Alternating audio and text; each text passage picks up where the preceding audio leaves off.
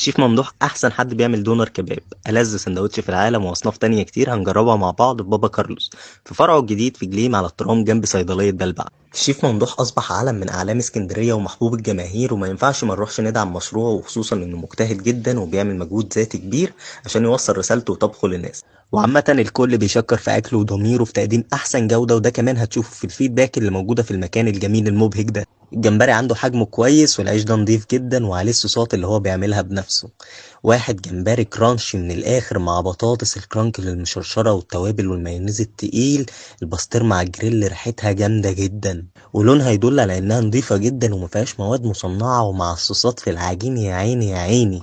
العيش التركي اللي مش هتلاقيه عند أي حد، وينزل باللحمة عشان الدونر كباب ويطلع آخر جمدان. مؤمن دخل على سندوتش الجمبري، وعايز أقولك إن أنت مش هتاكل جمبري بالطعم ده ولا بالعيش ده ولا بالجودة دي في حتة تانية نهائي غير عند بابا كارلوس.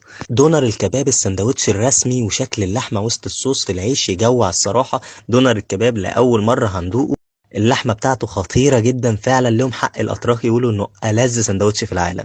ده بقى المدفع الحقيقي اللي بيعمله الشيف ممدوح من سنتين قبل اي حد، واغلب الشباب بيطلبوه منه، وموجود باطعمه كتير. السندوتش مقرمش من بره، ومن جوه محشي جبنات وصوصات وبسطرمه، ومخدوم جدا. السندوتش مليان حشو، ومع الصوصات بقى وعيش يا معلم.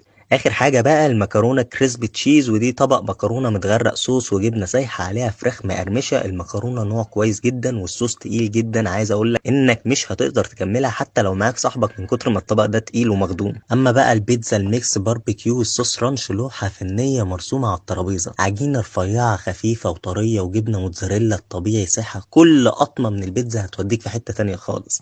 لو عشاق البيتزا هتعجبكم جدا، يعني هما من شكلها باين قد ايه هي حلوه قوي. بابا كارلوس فعلا معدي، وما كناش متوقع ان في جوده عاليه كده لسه موجوده في مصر، وشغل انضف حاجه، وناس عندها ضمير وحب ورساله بتكافح وتجتهد عشانها. شفنا قد ايه الشيف ممدوح بيحب وبيفتخر وبيشكر الاستاف بتاعه قدامنا.